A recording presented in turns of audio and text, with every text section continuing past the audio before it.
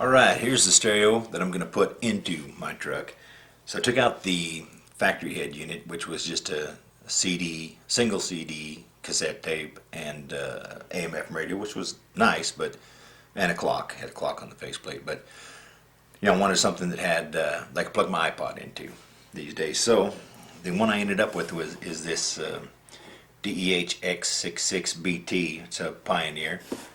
It gets pretty good reviews online, and it was a reasonable price, and they had it at my local Walmart. So that's probably the reason that I have it in my hands. Is it was there, I could get it, and I could put it in today.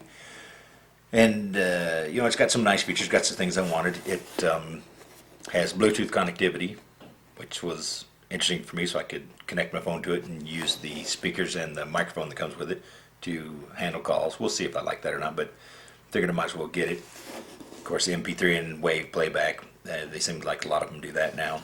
I wanted a USB port on the front so my kids could jack in their iPods or whatever when they're riding with me. Because we use this truck to go on road trips and go camping, and I want anybody to be able to plug into it and play their music. Of course, I wanted a aux input port.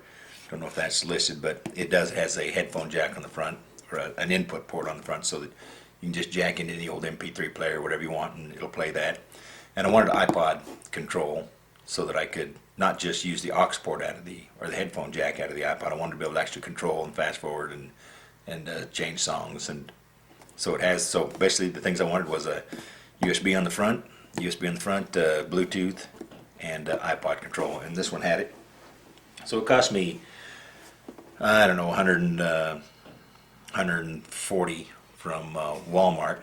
You can get my understanding is the exact same model is the DEH-X6600BT. So I don't know if X66BT is a Walmart branded one, or but when I look online, the manuals appear to be the same, and there don't appear to be, nothing obvious jumps out to me, the difference between this and the 6600BT.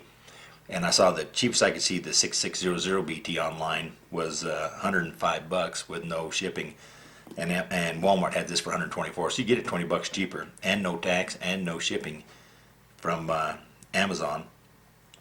But I wanted to have it in my hands today to play with it, and it turned out to be a good for me, because the first one I got was a DOA. I got it, put it in the truck, mounted it all up, and didn't work. Had to take it back, and of course, Walmart just swapped it out with another one, and it worked fine. But that was so I was kind of glad I bought it locally so I could replace it. All right, let me show you some of the features. You get, of course, the things that'll come in the box. You get, of course, the head unit. Looks like this. Has the connector on the back, which is, it comes with here it is. It comes with a wire bundle. This end jacks into the radio, and this end cuts into your existing vehicle harness. It's got an antenna port over here to plug in your antenna for AM/FM radios. It's got some additional speaker ports over here, RCA jacks, if that's what you can do, and then it's got the plug-in for the microphone. It comes with a microphone with a load of cord, at least 10 feet in here. So you can put this mic anywhere in your vehicle you wanted. I'm probably going to mount it, right up on the dash near the head unit, but it comes with a lot of cable if you want it, so you can do hands-free calling. It comes with a remote control, and I've already plugged this in and test drove it, and it works actually pretty nice. In fact, I'll talk a little bit about it. Actually, using this remote control for me is nicer than using the buttons on the front panel, because with my big fingers and these tiny buttons, it's actually easier for me to handle this remote than it is to try and fish around and find the buttons on the front of this. But it comes with that. Now the front of it looks about like this, and it does have a removable faceplate. You can pop this down and the faceplate. Let me see. Oh, there we go. Faceplate comes off, so that I guess it's anti-theft. And then this plastic trim can pop off, so you can mount it. And then this little piece right here, this sleeve, I don't know if you can see it, but there's a metal sleeve right here that will slide off of here. And then you mount this, you can screw this metal sleeve to the vehicle, and then the radio will slide in and out. And they give you a couple little tools, very similar to the Ford head unit. removal. You take these two little tools and you slide them down the front when you've got the unit mounted in the dash, and what it does is they slide along here, right along here, and release this tab, and then you can slide the head unit out. So let me see if I can get that apart. Maybe I can show you that. I would have played with it a little bit to do that, but popping this trim piece off is the diciest part because I don't want to wreck it, but I'll get it apart here in a minute and show you that when we do the installation. But so, you know, so it got a lot of nice features. It's got a CD player, it's got the USB port on it, it's got Bluetooth connectivity, it's got an aux input port here, so you can, you know, play off any old MP3 or phone. So all that sounds great, but there's some issues with it.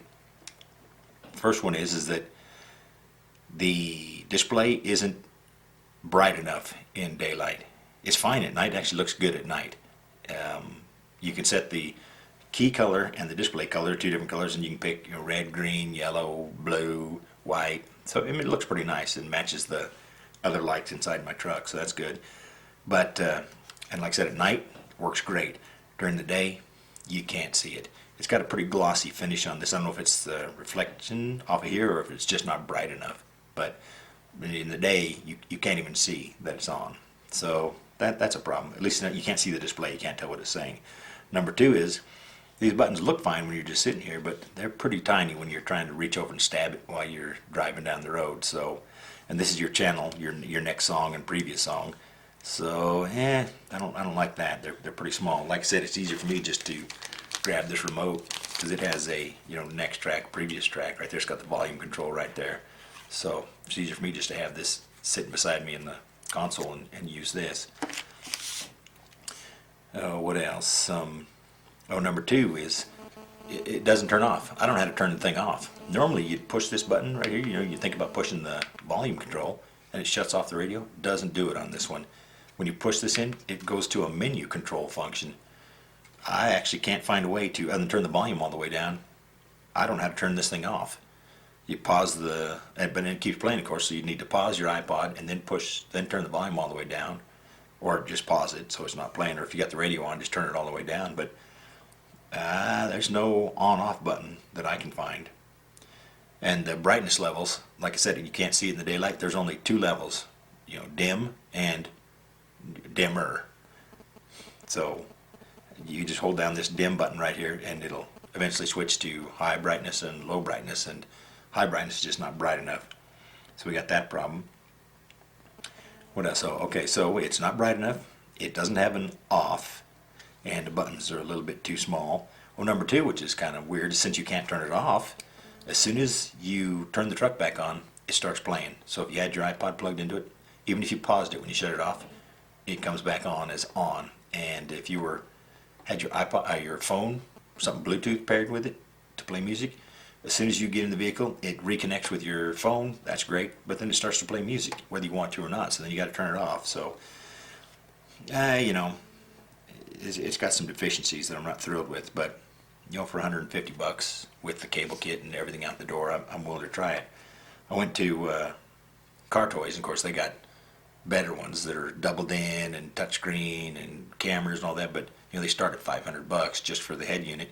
Then they want another $130 to install it. So you know, I can install this one for myself, and it's got, yeah, most of the features that I want. And if I don't like it, I'll pull it back out and give it to my kid and get another one. But for right now, it's working pretty well, and time will tell how much I like or don't like it. But so that's the unit. And yeah, I guess at this point I'm still in the I recommend it phase, and then we'll see. But you know, it's a single DIN. It's going into a double DIN slot, so I'll have to make an adapter to clean up the other part of the hole. All right, but that's the radio that's going into the truck.